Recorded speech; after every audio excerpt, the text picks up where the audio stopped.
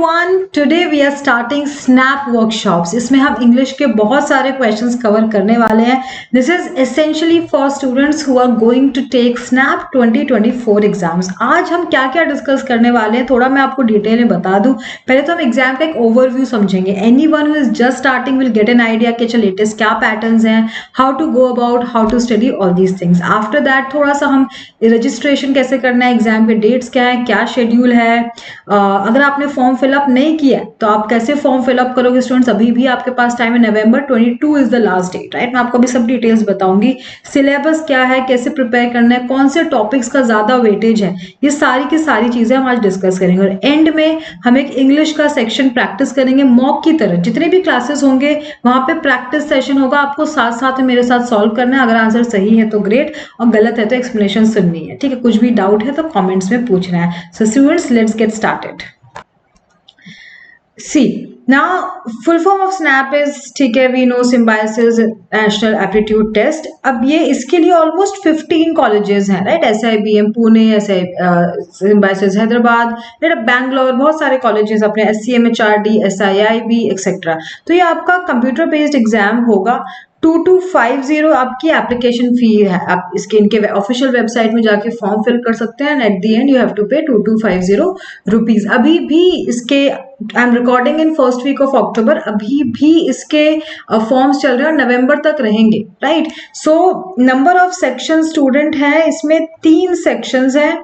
60 minutes में आपको 60 question solve करने हैं, मतलब 1 मिनट पर क्वेश्चन, राइट. अप्रोक्सीमेटली 45 प्लस पे आपको, जो इनका नंबर 1 कॉलेज है SIBM पुणे, उसका कट ऑफ 45 प्लस पे रहता है. उतने मार्क्स आपको या उतने क्वेश्चंस करेक्ट होने चाहिए. ठीक है, moderate to high difficulty level होता है. अगर आप पहले से ही किसी एग्जाम की तैयारी कर रहे हो, किसी भी एप्टीट्यूड या कंपैरेटिव एग्जाम की जिसमें इंग्लिश सेक्शन है, तो स्नैप में आपको ज्यादा हार्डवर्क नहीं लगेगा.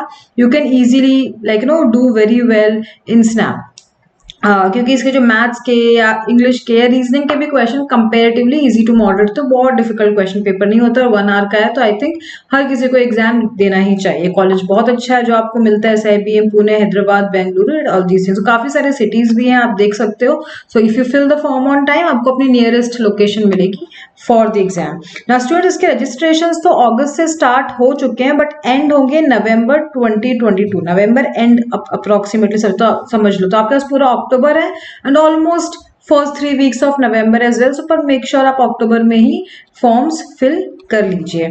फर्स्ट एडमिट कार्ड जो है आप पहले सेकेंड को डाउनलोड करोगे अगर आपको ये डेट मिली है. सेकेंड एडमिट कार्ड 9 को and then third admit card 15 को. एग्जाम के डेट्स क्या है? दिसंबर 8 को फर्स्ट एग्जाम है, 15 को सेकेंड स्नैप एग्जाम है और थर्ड अटेम्प्ट है. आप तीनों ही अटेम्प्ट ले सकते हो, बट लाइक आपका जो बेस्ट स्कोर होगा वो SIBM पुणे, अगर वहां जाना है आपको तो बेस्ट स्कोर के तरीके से आपका वो कंसिडर होगा, राइट. आपके जनरली किसी भी एग्जाम, स्नैप हो, एनमैट हो, टिस हो, कैट हो, कोई भी MBA एग्जाम हो, उसके results with in a month, with in 30 days announce हो जाते हैं. जब भी एग्जाम हो तो जनवरी एंड के पहले पहले आपके रिजल्ट्स डेफिनेटली आ जाएंगे. सारे ही MBA एग्जाम्स के रिजल्ट जनवरी तक आ जाएंगे, जिनका भी जो भी एग्जाम्स नवंबर या दिसंबर में है, सो दैट फरवरी से you can start giving interviews, right, wherever you get called. Now let us take a look at syllabus. As we know 60 questions है exam, right.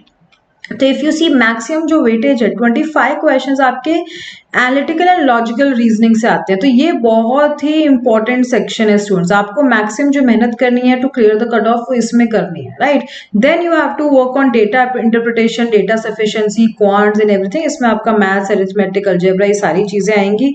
And then I would say English का काफी comparatively कम weightage है, but still एक basic आपके हर section में basic number of questions correct होने चाहिए. इसीलिए that way all 3 sections are important. But अगर टाइम डिवाइड करने की बात करें तो आप डेफिनेटली थोड़ा कम टाइम दे सकते हो जनरल इंग्लिश को, unless it is your very weak area, right. If you are good with maths and everything, you are only struggling with vocabulary, this synonyms, antonyms, this kind of question, then it's a different case scenario. So I am going to take care of only this section, right, the verbal section in this channel. और ठीक है, before we move forward let us just और थोड़ा समझ लेते हैं registration के बारे में, फिर थोड़ा और सिलेबस में डिटेल में हम समझेंगे.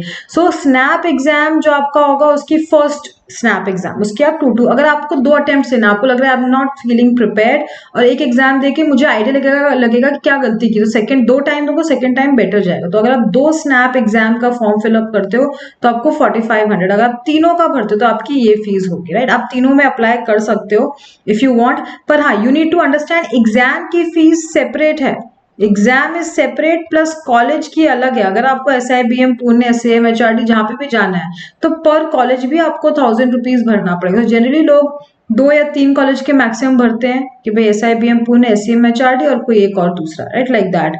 और अब डिपेंडिंग आपके भी मॉक्स में क्या स्कोर आ रहे हैं, like that. So make sure कि आप up to 15 colleges में apply कर सकते हो, right, if you want, but generally इतने कॉलेज में कम लोग ही अप्लाई करते हैं, that's what I'll say.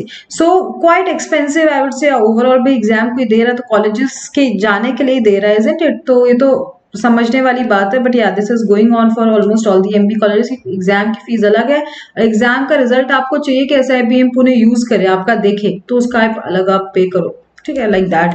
सो आप ऑनलाइन लाइक स्नैप के ऑफिशियल वेबसाइट में जाके, right, you can fill up the form for each attempt, you can pay accordingly this register, it fill the details, इतना payment आप करोगे, उसके बाद में जब आप पेमेंट कर दोगे उसके बाद ही आप कॉलेजेस फिर सिलेक्ट कर सकते हो, फिर जब कॉलेज सिलेक्ट हो उसके 1000 रुपीज, तो लास्ट में पूरी पेमेंट नहीं है, पहले आप नॉर्मल फॉर्म भरोगे, नॉर्मल एग्जाम फॉर्म, एग्जाम की पेमेंट करोगे, फिर कॉलेजेस सिलेक्ट करोगे और फिर कॉलेज की पेमेंट करोगे। So that's how all the steps will be students. Now let us get started with your mock test, जैसा एग्जाम में होगा, and you please take, I will give you some time to go through it, but vocabulary is something either you know the answer or do not know the answer, like many other questions, यहाँ पे guess work का scope बहुत कम होता है, इसीलिए exam में आपको verbal या इंग्लिश सेक्शन में सिर्फ 15 क्वेश्चन आएंगे आउट ऑफ 60 मिनट्स।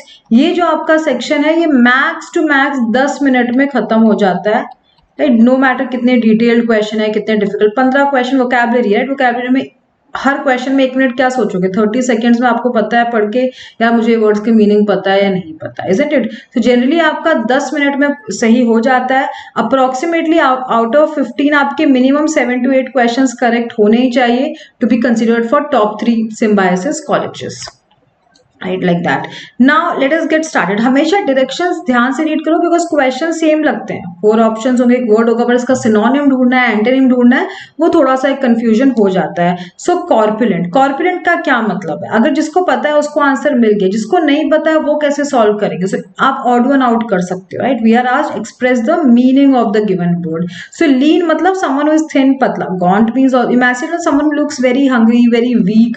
ओबीज मतलब फैट, या समवन हु इज नॉट। तो ये ऑड वन आउट की तरह हुआ, तो आप ऐसे भी सॉल्व कर सकते हो, और if you know the meaning you can solve it like that. So imagine is someone who is looking very weak, very hungry, like that, right. So सबका ही मतलब someone is looking weak, thin, like that.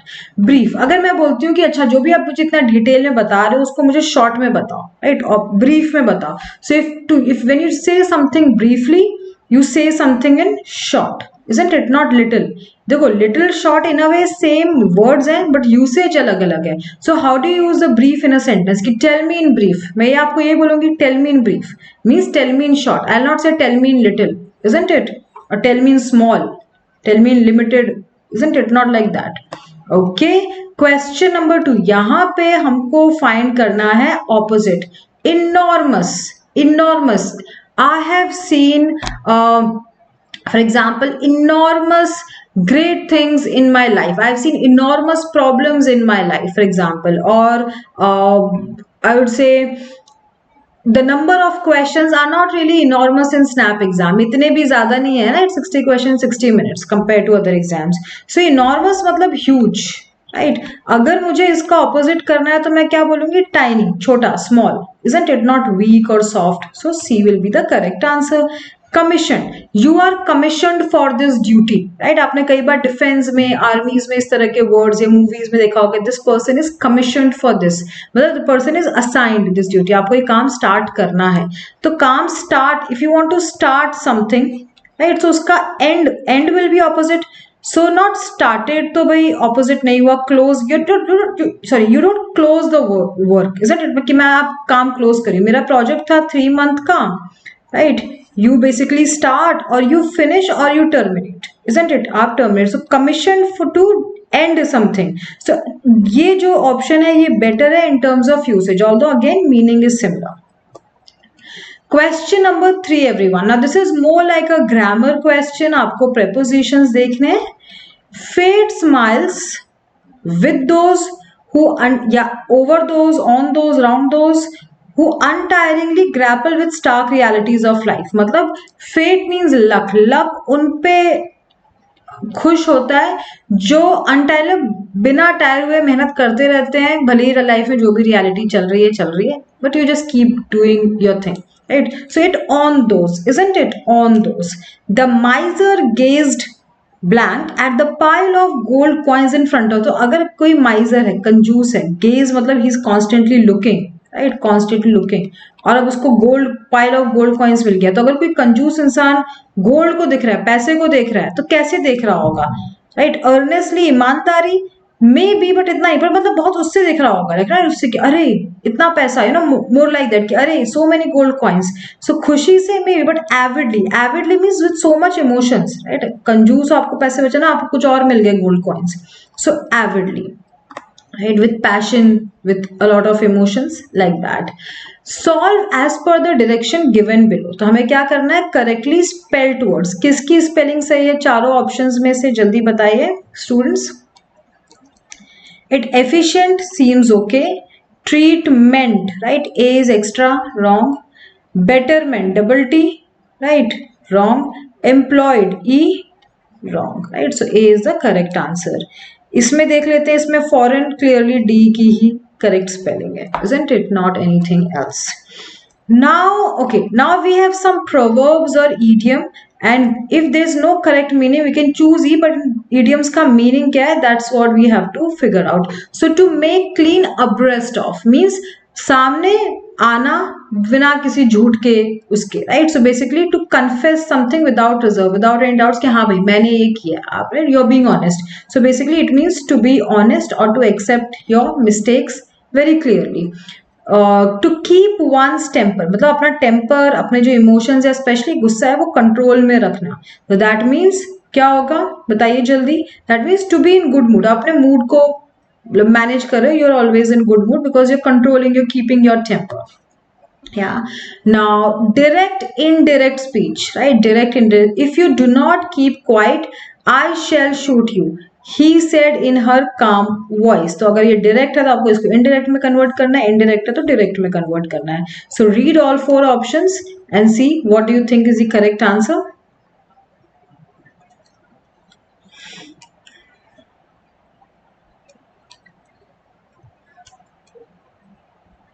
C direct में I होता है, indirect में आई नहीं होता है. So he warned her calmly, he would shoot her if she didn't keep quiet, right? Not her but she, first person. Indirect में second person होता है, you know, like this. So C will be the correct answer. Why not B? B में A is wrong, we don't need A, right? He warned her that be quiet or else to her to be like, or else he will have to shoot her, not have it, right? I shall, he will shoot her, right? He would not have to, right? हम थोड़ा सा meaning change कर रहे हैं. He warned her.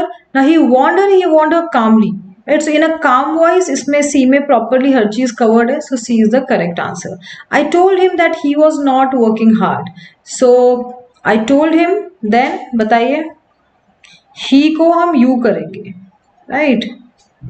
सो ये तो गलत है, D.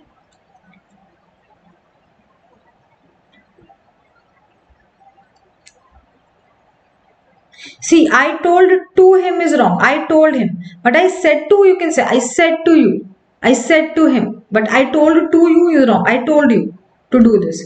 Now after told to is wrong, so B will also go. I said you are not working hard. I said to him. So ये this covers I told him that something. So A is better than C. Hence A is the correct answer. All right. Now these questions are known as analogy questions. जो main question में like इस question में जो भी चीजें like जिस तरह का भी relation है between these two words, same आपको option में देखना है. For example, opera क्या? Opera is an event, एक स्टेज शो है जहाँ पे डीवा मीन्स सिंगर स्टेज पे गाना गाती है and basically people audience listen, that is what, right? एक music show, music event we can say. So diva is the person who is a stage singer or the main person. So theatre में जाते हो तो actor stage पे होते हैं ना, main person, producer थोड़ा स्टेज पे होता है, ड्रामा में भी एक्टर होते हैं, डायरेक्टर थोड़ा होता है, बस में ड्राइवर मेन सामने होता है, कंडक्टर थोड़ी ना होता है। थेस्पियन का मतलब होता है एक्टर, एक पॉपुलर एक्सपीरियंस्ड एक्टर। प्ले में क्या एक्टर सामने होते हैं, हाँ, सो ओनली यही हुआ, राइट। तो अब इसमें मुझे वोकैबुलरी आनी ही चाहिए। It's not just about knowing, first I need to know what's opera, right, then only I can find the correct answer. Question number 14, grain salt, salt के छोटे छोटे पीसेस होते हैं, उसको हम ग्रेन बोलते हैं, राइट। सो मीन्स अगर आप सॉल्ट को तोड़ दो, लाइक नो, एक आपके पास बड़ा वो है, रॉक ऑफ सॉल्ट है, if you break the rock it shatters into grains, right, that's what we say. तो सिमिलरली उसके जैसा सिमिलर क्या हुआ, शार्ड जनरली कांच के टुकड़ों को बोलते हैं, राइट, स्पेशली ये जो इस तरह से लंबे टुकड़े जो गिरते हैं ना, कभी कभी छोटे भी होते हैं, लंबे टुकड़े होते हैं शार्प वाले, उनको हम शार्ड्स बोलते हैं। तो ये तो नहीं हो सकता। श्रेड ऑफ क्लोथ ना, श्रेड ऑफ समथिंग पी सकते हो। So again, right, blades of grass, of course grass के जो ऐसे वो होते हैं, एक एक पीस को ब्लेड्स बोलते हैं, पर क्या हम ग्रास को जब तोड़ते हैं तब ब्लेड बनता नहीं, एक पूरा ब्लेड ऑलरेडी होता है। वैसे जब when we break the salt तो वो ग्रेन्स में पाउडर ग्रेन हो जाता है। सिमिलरली ग्लास को जब हम तोड़ते तो चिप हो जाता है, right, small pieces are known as chip. So D is the correct answer. Thrust spear. Spear is a weapon. It's like, looks like javelin, भाला, right? For example, तो उसको हम thrust करते हैं। तो किसी पे मुझे अगर फेंकना है, या आपने देखा होगा टीवी में पुराने जमाने के वॉर हो रहे हैं, तो you always thrust it, you throw it and then भाई जहाँ पे भी लगा वो, राइट, वही टारगेट था। So ये साइड पे, then I need, this is the action. So action is to weapon is what you are looking for. तो आयरन तो कोई वेपन ही नहीं है, सोर्ड वेपन है, विल कीप इट, एरो भी वेपन है, ईपी भी, ईपी मतलब उस टाइप के जो तलवार होती है, लाइक नो, इस तरह की एक आपने देखा है बहुत सारी मूवीज में, जहाँ पे लोग व्हाइट कलर का पूरे कपड़े पहन के and then they fight do the, तो उसको ईपी बोलते हैं। अब सोर्ड का एक्शन क्या स्कबार्ड है? नहीं, स्कबार्ड तो सोर्ड के कवर को बोलते हैं। नहीं, क्या बो एक एक्शन है? नहीं, बो एरो साथ में, right, people carry. Fence, yes, fencing is a sports, name of sports, जहाँ पे अपने आप को बचाते हो थ्रू ईपी। ईपी का जो गेम होता है जैसे, तो बेसिकली उसमें आपको सिर्फ डिफेंड करना होता है अपने आप को, not attacking. So yes, this is the action, come better than other option and hence this is your correct answer. So I think आपको आइडिया लग गया होगा कि आप पे कैसे क्वेश्चंस आएंगे। इस तरीके के हम ऑल्टरनेट डे पे रेगुलरली मैं क्वेश्चंस पोस्ट करूंगी students, daily 12:30, sir not daily, alternate day पे 12:30 PM पे सेशंस होंगे। सो मेक श्योर आप देखिए, स्पेशली जो स्नैप की प्लेलिस्ट है, राइट, स्नैप की जो प्लेलिस्ट ना, एक ही प्लेलिस्ट है, प्लेलिस्ट में ज्यादा प्लेलिस्ट भी नहीं है, 5-6 हैं, तो आपको स्नैप का दिख जाएगा, उसमें आप प्लीज देखिए। कुछ पहले भी मैंने पोस्ट किया, और वर्बल में इंग्लिश सेक्शन में कुछ भी सिलेबस चेंज नहीं हुआ। तो अगर आप थोड़े से पास्ट ईयर क्वेश्चंस भी सॉल्व कर लोगे, लास्ट ईयर के वीडियोस भी देख लोगे, तो भी आपकी एक्स्ट्रा तैयारी हो जाएगी, अपार्ट फ्रॉम जो अभी हम करने वाले हैं फ्यूचर में, प्रेजेंट एंड फ्यूचर, वो तो होगा ही नेक्स्ट 1 मंथ, पर सेम टाइम आप स्नैप प्लेलिस्ट को पूरा देख लीजिए, ठीक है। सो रेगुलर ऑल्टरनेट डे पे 12:30 PM पे होगा, और बाकी दिन में आपको रीजनिंग पे ध्यान देना है, क्वांट पे ध्यान देना है, बिकॉज 60 मार्क्स आपके जो मेजर वेटेज है वहां से ही आने वाले हैं। यस, सो ये आप आंसर देख लीजिए, फिर से आप चेक कर सकते हैं अगर आपको एक बार फिर से रिवाइज करना है, बिकॉज वोकैबुलरी इज समथिंग जो एक बार में याद नहीं होती, right, you will and up forgetting something. So make sure आप फिर से एक वीडियो को देखिए रिवाइज करने के लिए सिर्फ, and I will see you in next session at 12:30 PM very soon. Bye everyone.